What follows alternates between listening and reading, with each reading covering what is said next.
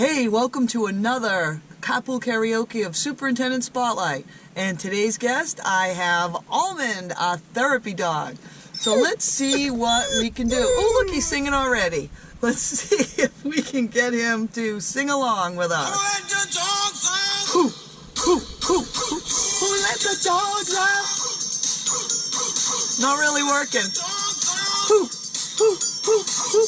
let the dogs out? Come on, Almond. You can do it, Almond. I don't know.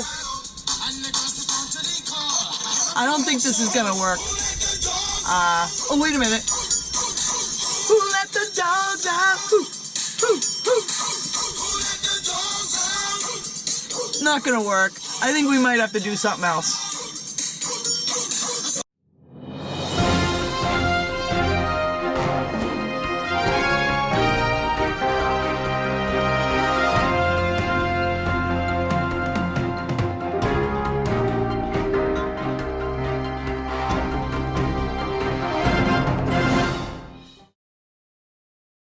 Welcome to Superintendent Spotlight, and today we're going to have the spotlight on two very special people in our West Bridgewater school community, and you've probably seen them around but not known a lot about them, so I thought this would be a great opportunity to learn a little bit about our guests today are Jeane D'Agostino and Almond. Almond, stand. Her therapy dog. Hey. Hey, Almond. Say hi. Say hi. So let's talk a little bit about Jeane and Almond today. And Jeane, how long did it take, or what made you decide to become a handler of a therapy dog? Well, I love dogs. I love animals in general, and so does my family. And several years ago, I was reading the newspaper and saw an article on Vet Dogs USA. And they actually train dogs for veterans, and they're strictly service dogs. So I read about the program, and they use inmate handlers from several different prisons. Mm-hmm. So they were providing the service through OCC, which is in Bridgewater, and Pondville, which is in Foxborough. Okay. So we started out in OCC, and basically the handlers keep them Monday through Friday, the inmate handlers, who are trained weekly by a trainer from Vet Dog USA. And we would pick the dogs up on Friday and keep them through the weekend. So our job was to socialize him and take him to different places, like the grocery store, wherever we ran errands, to ball games, and pretty much any family event, anywhere we went. And we did this for about a year and a half or more, depending on what types of training the dog needed. And the dogs would then go back to Smithtown, New York, where they were placed with a veteran for their final training. And if they passed the test, they got to stay with that veteran, and that was that veteran's service dog. So we did this with a few dogs before we got Almond, and Almond was one of those dogs that did not want to pay attention to just one person. He loved getting attention from everybody. So when he went back to New York, they said, oh, don't worry, once he's placed with a person and we do the final training, he'll be great. Unfortunately, did not follow through with that. So about 6 months later, we got a phone call and they asked us if we wanted to adopt him. Wow. So they said he'd make a great therapy dog, though, because he loves the attention. He loves, lots of people touching him. And so what's the difference between, because you alluded to this, a therapy dog and a service dog?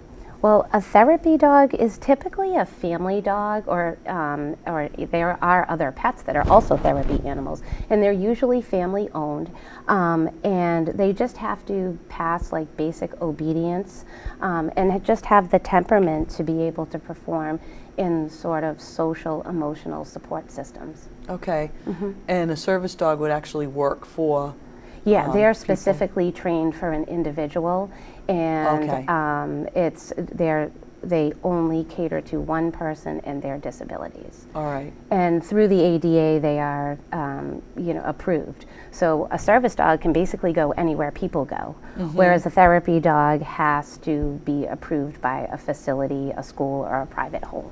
Okay. So how long does it take to become a therapy dog? Not long if they can go through a basic obedience class and pass that. I mean, they have to be at least 9 months of age and have to have been with a family for at least 6 months or an owner for at least 6 months.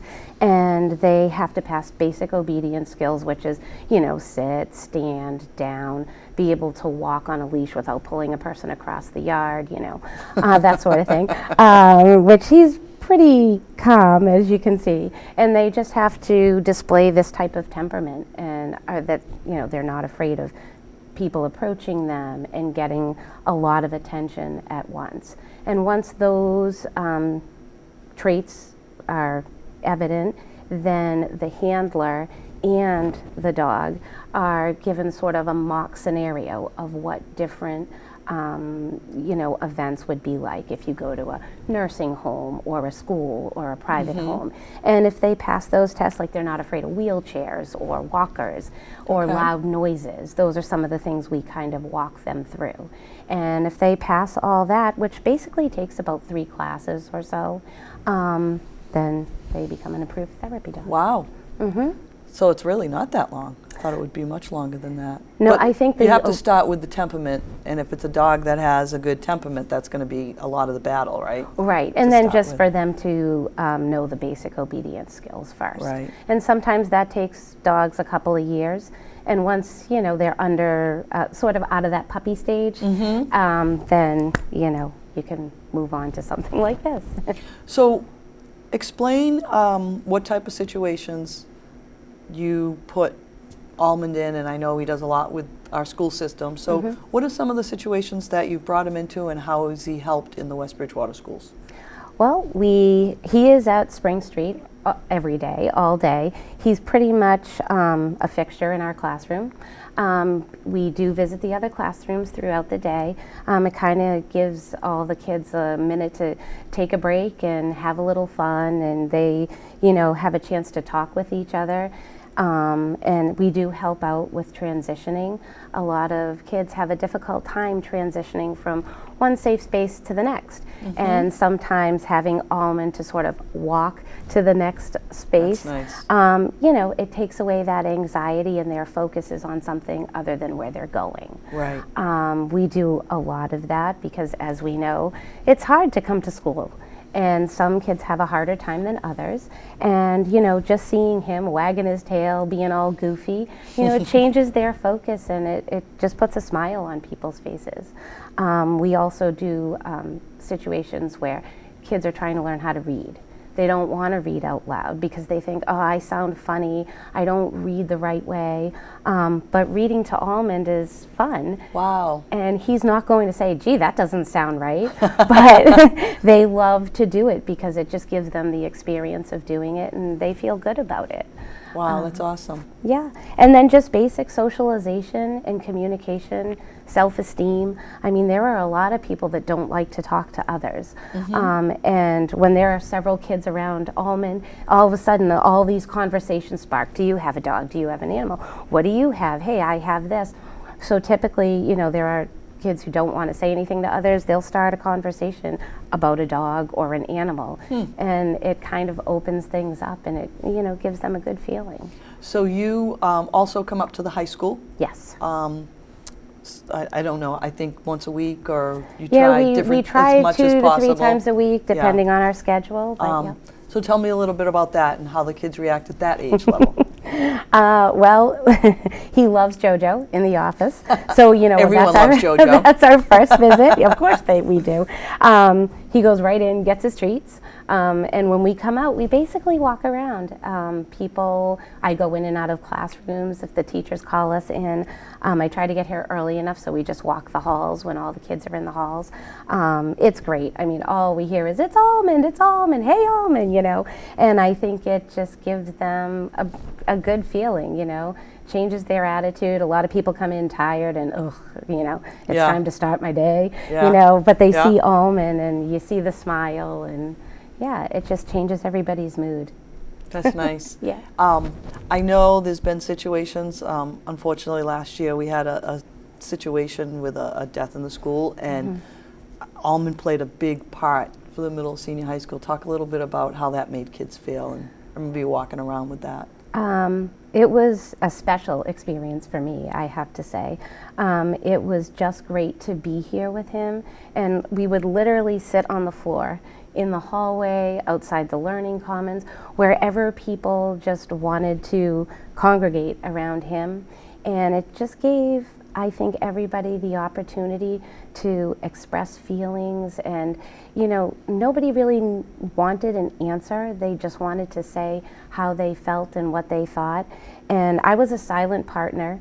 I sat there, and I was a listener, as was Almond, and I think it just gave everybody that opportunity to speak what they felt and just need to be heard without having somebody answer back and tell them a story or anything else. So, and he's always just like ready to be petted, and that he's just relaxing, and I think it does it brings the stress level down. And almost, I think now too that people know Almond in the district, it's a relaxation thing. It's just a calming feeling when they see him. It is like seeing an old friend. Yep. Right? Yep. It's a take a break moment. We all love that. Everybody gets involved and we all get in the routine, and then, sometimes just to have that couple of minutes of a little, pat on the head or a little, tickle on the side, it's like, okay, I'm good. I'm changed my focus. I can, move on. Yeah. And is Almond as good at home as he is when we see him here? Yeah, he is. Well, we actually have another dog, George, who is a small Morkie, and he basically runs the show at home. So he tends to put Almond in his place. They do have fun. He's like a regular pet at home. He goes outside and runs around the backyard, plays with George, plays with us. But he is very good. I saw on Facebook that Almond even got a school ID. He did. He has it on every day.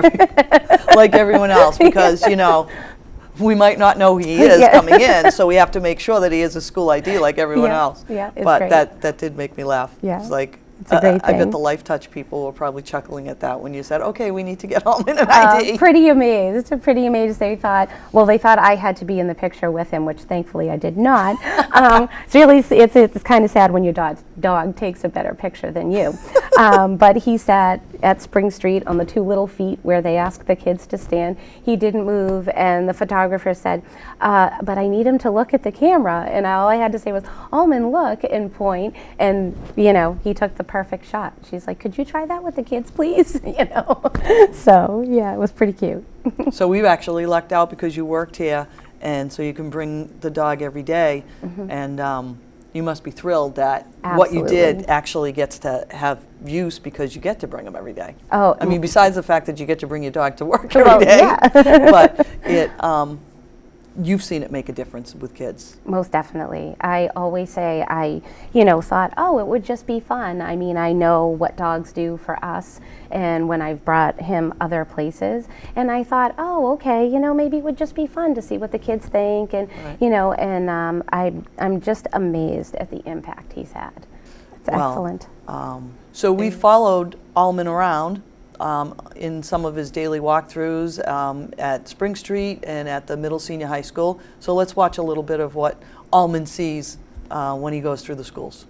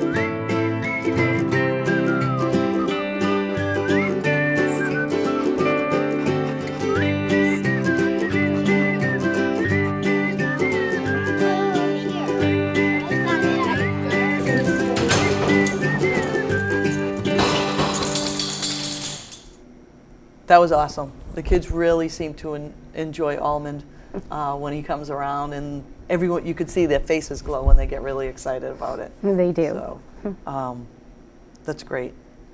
Anything else you'd like to tell us? I really hope, I mean, I'm glad we have Almond, and I definitely love to continue. Yeah. It would be great to be part of the vet dog program again, and, you know, who knows, maybe we'll luck out and get another Almond. Absolutely. Love to keep it going. Absolutely. Well, I want to thank you, Thank you. for meeting with me today and being part of our Superintendent Spotlight with Almond. And I hope that he's around for a long time and keeps making everyone happy. And I want to thank you for tuning in to Superintendent Spotlight. Thank you. Thank you.